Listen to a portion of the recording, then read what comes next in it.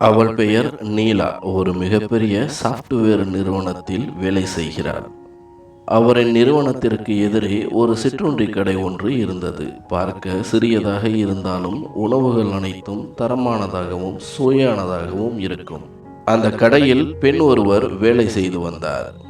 எப்பொழுதாவது நீலா அந்த கடைக்கு சென்று டீ குடிப்பதை வழக்கமாக கொண்டிருந்தாள். ஒரு நாள் மதிய உணவு வேளையில் தன் சக தோழியுடன் சென்று மதிய உணவு ஆர்டர் செய்துவிட்டு அமர்ந்தாள். இதை பார்த்த அவரது தோழியும், நீதான் மதிய உணவு கொண்டு வந்திருக்கின்றாயே, பிறகு எதற்கு உணவு ஆர்டர் செய்தாய் என கேட்க, நான் தினமும் இதையேத்தான் சாப்பிடுகிறேன். எனக்கு அலுப்பு தட்டிவிட்டது. அதனால் இன்று இங்கு சாப்பிடலாம் என முடிவு எடுத்து விட்டேன் என கூறி ஆர்டர் செய்த உணவு வர இருவரும் சாப்பிடத் தொடங்கினர். பிறகு தோழியும், நீ கொண்டு வந்த உணவு என்ன செய்ய போகிறாய் என கேட்க, யாரேனும் வந்தால் கொடுத்து விடலாம், அல்லது போகும் வழியில் ரோட்டரமாக வைத்து விட்டு சென்று விடலாம். யாரேனும் மனிதர்கள் அல்லது ஏதாவது விலங்குகள் சாப்பிட்டு விட்டு போகட்டும் என சிரித்தபடியே சாப்பிடத் தொடங்கினார்.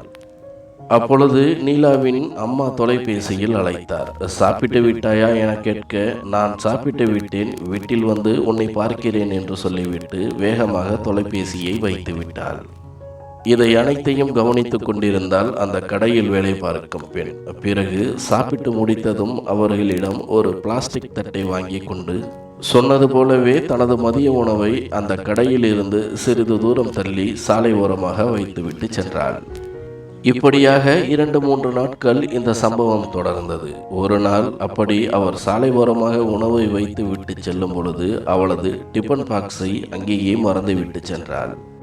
சிறிது தூரம் சென்றவுடன் அவளுக்கு ஞாபகம் வந்தது. தனது தோழியிடம், நீ அலுவலகத்திற்கு செல், நான் போய் அதை எடுத்து வருகிறேன் என கூறி உணவு வைத்த இடத்திற்கு வந்தாள். அப்படி வந்தவள் அந்த காட்சியை பார்த்ததும் அதிர்ச்சியானாள். ஏனெனில் அந்த உணவை அந்த கடையில் வேலை பார்க்கும் பெண் சாப்பிட்டு கொண்டிருந்தாள். இவளை கண்டதும் அந்த வேலை பார்க்கும் பெண் பதட்டத்துடன் எழுந்து நிற்க, இவளும் கையை உயர்த்தி அமர்ந்து கொள் என்பது போல் சைகை காண்பித்தாள். அவள் சாப்பிட்டு முடித்ததும் நீலா கேட்டாள், ஏன் இந்த சாப்பாட்டை சாப்பிடுகிறாய்? இந்த கடையில் உனக்கு உணவளிப்பதில்லையா என கேட்டாள்.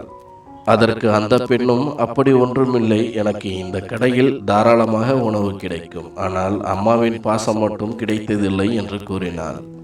புரியாமல் நின்றிருந்த நீலாவிடம் அவளே தொடர்ந்தாள். நான் சிறுவயதாக இருக்கும் பொழுது எனது அம்மா உணவை வைத்து கொண்டு சாப்பிடு சாப்பிடு என என் பின்னால் ஓடி வருவார். நான் அதை சாப்பிடாமல் ஓடி ஒளிந்து கொள்வேன். பிறகு எனக்காக எனக்கு பிடித்த விதவிதமான பலகாரங்களை செய்து கொடுப்பார். அது ஒரு உணவு என்பதையும் தாண்டி அவரது அன்பு ஆழமாக கலந்திருக்கும். சில வருடங்களில் ஒரு விபத்தில் அவர் இறந்து போனார். பின்பு அந்த ருசியான உணவும் கிடைக்கவில்லை, அந்த பாசமும் கிடைக்கவில்லை. அதை நினைத்து நான் பல நேரங்களில் அழுது இருக்கின்றேன். நீங்கள் அன்று சாப்பிட்டு கொண்டிருக்கும் பொழுது தொலைபேசி அழைப்பு வந்த பொழுது நான் கவனித்தேன். உங்கள் அம்மாவும் அதே போல அன்பு கலந்த மதிய உணவை உங்களுக்காக தயார் செய்திருப்பார் என தெரிந்து கொண்டேன்.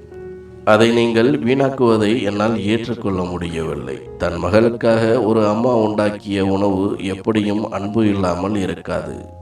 அந்த அன்பிற்காக இயங்கிய நான் ஒரு அம்மாவின் பாசம் வீணாக கூடாது என்பதற்காக இந்த உணவை உண்டேன். உண்மையில் உங்கள் அம்மா உங்கள் மேல் அதிகம் பாசம் வைத்துள்ளார்.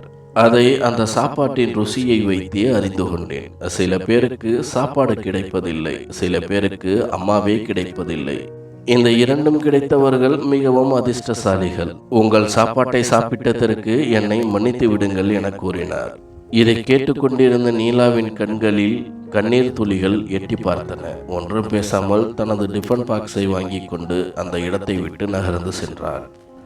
மறுநாள் அதே நேரத்தில் அந்த கடைக்கு வந்தாள் நீலா. அங்கு வேலை செய்யும் பெண்ணும், உங்களுக்கு ஏதாவது சாப்பிட வேண்டுமா அக்கா என கேட்டாள். நீலாவும், சாப்பிட வேண்டும், இருவரும் சேர்ந்து சாப்பிடலாம்.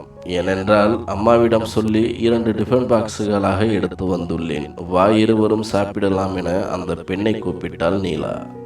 இதை சற்றும் எதிர்பார்க்காத அந்த பெண்ணும் அவளோடு சாப்பிடுவதற்கு சம்மதித்து அவளோடு அமர்ந்து சாப்பிடத் தொடங்கினாள். பின்பு நீலாவிற்கு நன்றி கூறினாள்.